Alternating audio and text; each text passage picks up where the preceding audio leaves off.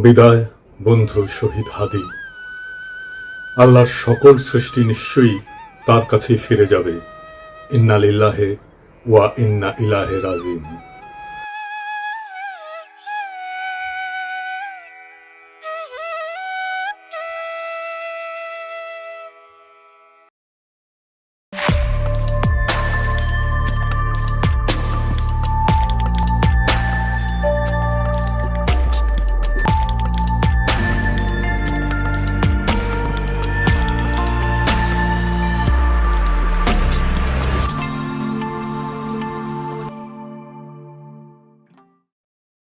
ফ্যাসিবাদ বিরোধী সংগ্রামে আমাদের সহযোদ্ধা বীর শরীফ ওসমান হাদি আমাদের এই পৃথিবীর মায়া ছেড়ে চলে গেছে। সৃষ্টিকর্তা তার শহীদ মৃত্যু কবুল করে তাকে জান্নাতের উচ্চ মাকাম দান করুন। হাদির শহীদ হওয়ার খবরের পরে সারা বাংলাদেশ শোকে বিহ্বল এবং ক্রোধে বিক্ষুব্ধ হয়ে উঠছে। চারিদিকে নানা ঘটনা ঘটছে। প্রথম আলো ডেইলি স্টারে আগুন দিয়ে ভস্মীভূত করে দেওয়া হয়েছে। ছায়ানটে আক্রমণ করা হয়েছে। 32 নম্বর যেটুকু অবশিষ্ট ছিল সেইটুকু মোটামুটি জয় বাংলা করে দেওয়া হয়েছে। বাঙ্গু সুশীল প্রগতিশীলরা একসাথে ঝাঁপে পড়েছে আমার উপরে। আমি নাকি এসব করাইতেছি।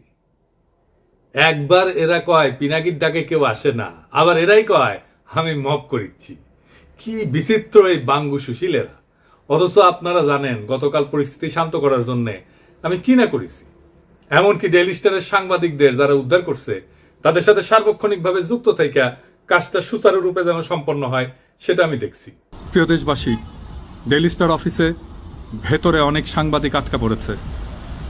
আপনারা মেহেরবানি করে সেনাবাহিনীকে আটকে পড়া সাংবাদিকদেরকে উদ্ধার করতে দিন। আপনাদের অনুরোধ করছি, মেহেরবানি করে দয়া করে আটকে পড়া সাংবাদিকদেরকে সেনাবাহিনীকে উদ্ধার করতে দিন। হাদির পবিত্র স্মৃতিকে কলঙ্কিত আমরা না করি। সবাইকে আমি শান্ত থাকার আহ্বান জানাচ্ছি। সেনাবাহিনীর যে দল এখানে তাদের উদ্ধার করতে গেছিল তারাই বার্তা পাঠায় জানাইছে তারা উদ্ধার করতে পারতেছে না, আমি যেন সাহায্য করি। যাই হোক, তবে যদি কেউ বলে যে প্রথম আলো ডেইলি স্টারের আর ছায়ানটের বিরুদ্ধে অবিরাম ফাইট দিয়ে গেছি, আমি তাদের জয় বাংলা করার ইচ্ছা পোষণ করেছি, এটা সত্য। এর জন্য যদি আমরা দায় দিতে চায় দিতে পারে, ফেয়ার এনাফ, আমিও দায় নিতে রাজি আছি। তবে সাথে উদিসি আর সিবিবি জয় বাংলা করতে চাইছি, এবার হয় নাই, হবে ইনশাল্লাহ। আমি প্রত্যেকটা ইনস্টিটিউটকে অসংখ্যবার তারা কি কি আকাম করতেছে সেটা দেখাই দিছি। বলছি সংশোধিত হইতে হয় নাই। আমি প্রথম আলোর সামনে জিয়াফত করেছি, দাবি ছিল প্রথম আলোর ডেইলি স্টারের সম্পাদকীয় নীতি পরিবর্তন করতে হবে, করে নাই। তাদের শয়তানি চালায় গেছে। কয়েকদিন আগে ডিসেন্ট দেখাইলো কিভাবে জামাত, বিএনপি, হেফাজত আর আওয়ামী লীগের কর্মসূচিতে সহিংসতার ভাষা প্রথম আলোতে আলাদা আলাদা, পুরা ভাষা আলাদা। এক একটা সংগঠনের জন্য এক এক রকম ভাষা। আওয়ামী লীগের জন্য সবচেয়ে সফট, কোনো পরিবর্তন নাই। জিয়াবতে আমাদের পিটায় তাড়ানো হইলেও সে কি উল্লাস ডেইলি স্টার আর প্রথম আলো সাংবাদিকদের। তো এটা বলে মানুষদের মনে থাকে, মনে না থাকলেও আমরা মনে করাই দেব। এখন প্রশ্ন, ছায়ানটে কেন হামলা? ছায়ানট কি গান শিখায়? না, গান না। তারাই বলে মুক্তিযুদ্ধের চেতনা বিনির্মাণ ছায়ানটের লক্ষ্য। এটা তো আওয়ামী বয়ান তৈরি সফট পাওয়ার। এটা তো জনগণ চিনে। হাসিনা পলায় গেছে, এরা তো আগে সেই কাজ করে যাচ্ছে। 2024-এ 5ই আগস্টের পর ফ্যাসিবাদের বিরুদ্ধে কোনো কাজ করেছে এরা? করা লাগলো নি, করে নাই। 2025-এ পয়লা বৈশাখে তারা বলে বাঙালি জাগবেই, সবাই মিলে সুন্দর দিন কাটানোর সময় ফিরবেই, মানে এখন নাই, সার্থক হবেই মানুষ, দেশ, এই পৃথিবীকে ভালোবেসে চলবার মন্ত্র। মানে সময়টা চলে গেছে, আবার আপাচট করে ফিরে আসবে। এখন সবাই মিলে সুন্দর করে দিন কাটাইতেছি না, এই কান্নাকাটি ওদের থাকবে। এই গান তো করতে আসে নাই, রাজনীতি করতে আসছে। মাইক খাবে না? আমাদের হাদিও একটা কালচারাল ফ্রন্ট করেছিল, ইনকিলাব মঞ্চ, ওরা তো মাইরাই ফেললো আওয়ামী লীগের লোক। তার পাল্টা তো আপনাদেরটা ভাঙচুর হইতেই পারে, মাইনা নেন। আওয়ামী লীগ তো এতদিন একটা ভাব নিছে কি, গিলে করা পাঞ্জাবি পরবে, একটা পাশে চটি ব্যাগ থাকবে, সিথি করে চুল আঁচড়াবে, হ্যাঁ, এরপরে একটু রবীন্দ্রনাথ করবে, শান্তিনিকেতনী ভাষায় বলবে, অশুদ্ধ অশ্লীল একদমই বলা যাবে না। এই করে করে করে করে আসাদুজ্জামান নূর শুধু গণহত্যাই করবে না, তার গাড়ি বহরে যারা হামলা করছে তাদেরকে গুম করছে, খুন করছে। এই যে ছায়ানটি, এই যে উদিচি, এই পুরো গ্রুপটা, তাদের প্রোডাক্ট কারা? এই যে হুমায়ুন আহমেদের সাহেবের যে নাটক করতো আমির খসরু খসরু কি জানি খসরু ভুলে গেছি, স্বাধীন খসরু, ভাবেন 54 বছর বয়স এই স্টুপিডটার। মানে আওয়ামী লীগ যে কত বড় স্টুপিড হইতে পারে ওদের সব গেছে। মানে ওরা এই দুনিয়ার সমস্ত নারী অধিকারের তো টেন্ডার নিয়ে আসছে, নারী অধিকার নিয়ে কথা বলবে, ওরা সংস্কৃতি কর্মী। এই যে একজন মহিলা উপদেষ্টা তার ছবিটা পিছনে রাইখা যেই ভাষায় যা বলতেছে, এইটা তো ছাপরি বললেও হয় না, এটা দুনিয়া কোথাও নাই, এটা কোনো ক্লাসই নাই। মূলত আওয়ামী লীগ এই ক্লাসেই বিলং করে। তো আওয়ামী লীগ যে এই ক্লাসে বিলং করে এইটা যাতে ধরা না পড়ে, এই জন্য তারা এইরকম গিলে করা পাঞ্জাবি, অনেক বুদ্ধিজীবী তাত্ত্বিক, এই যে তাদেরকে দিয়ে দিয়ে দিয়ে দিয়ে প্রচুর ভেগ কথাবার্তা বলাইতো। আপনি অর্ধেক বুঝবেন অর্ধেক বুঝবেন না, আলো আধারি ভাষা, চর্যাপদের মতো, মানে বিরাট একটা তাত্ত্বিক ব্যাপার। এই বলে বলে তারা বাঙালি জাতীয়তাবাদের নামে বাংলাদেশকে টুঙ্গিপাড়ার কলোনি বানাইছিল।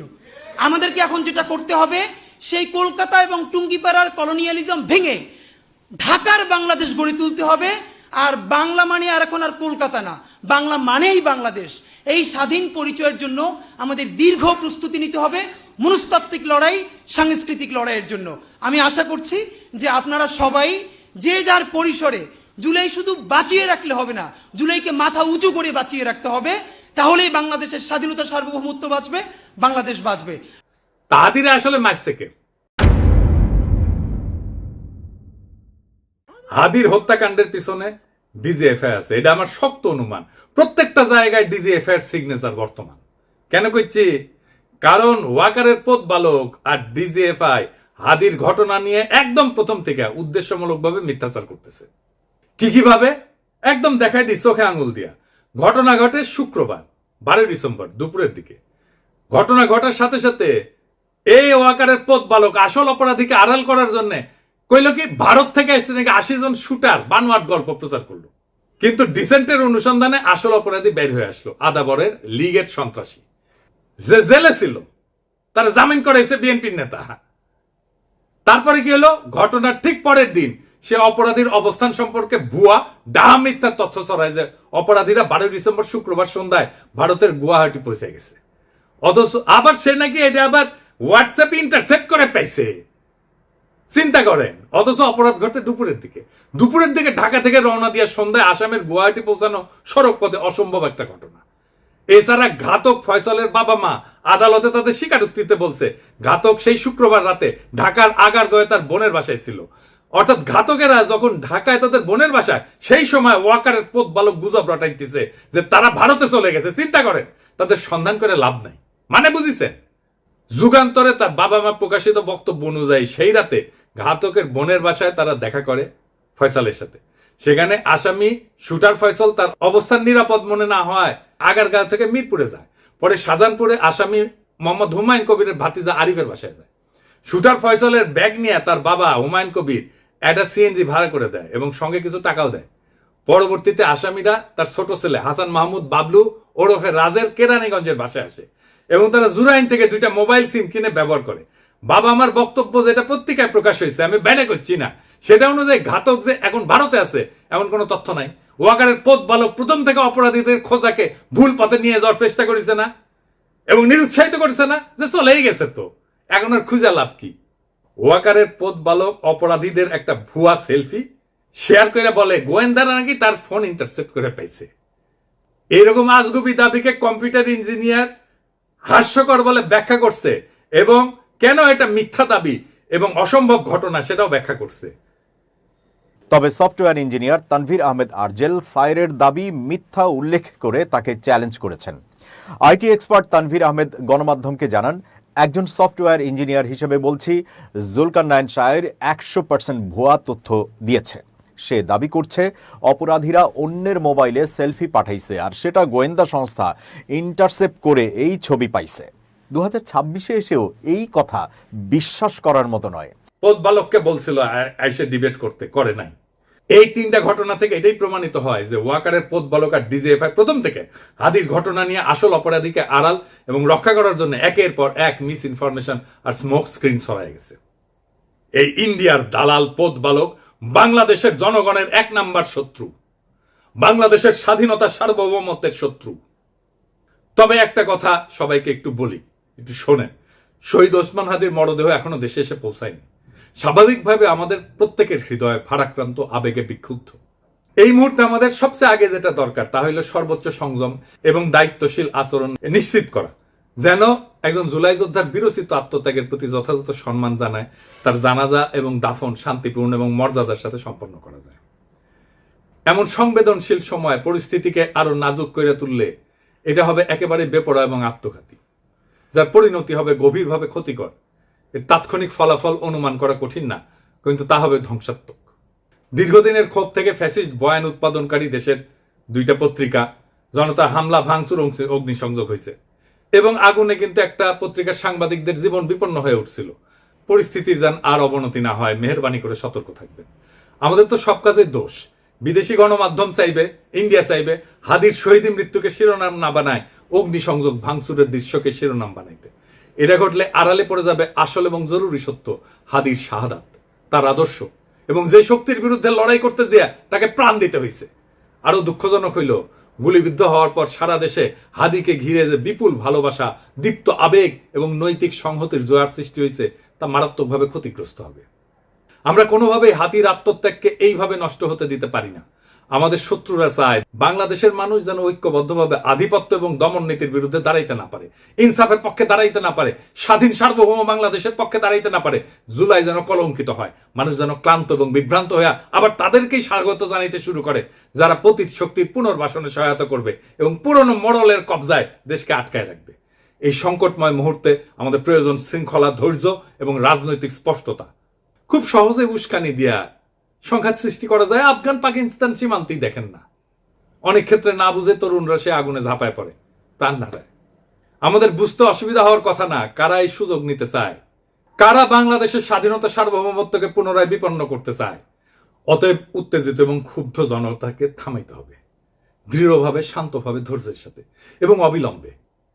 হাদির লড়াইকে রক্ষা করার জন্য, নতুন বাংলাদেশকে রক্ষা করার জন্য, বিপ্লবকে রক্ষা করার জন্য এবং যে ইনসাফ, মর্যাদা এবং আদর্শে অবিচল থাকার কারণে হাদিকে জীবন দিতে হয়েছে, সে সুমহান লক্ষ্যের স্বার্থে আমাদের এই দায়িত্ব পালন করতেই হবে। আমরা সেটা করব ইনশাল্লাহ। ইনকিলাব জিন্দাবাদ, শহীদ হাদি অমর হোক। আল্লাহ যতদিন বাঁচায় রাখবে, স্বাধীনতা, সার্বভৌমত্ব, ইনসাফ এবং সততার জন্য লড়াই করব।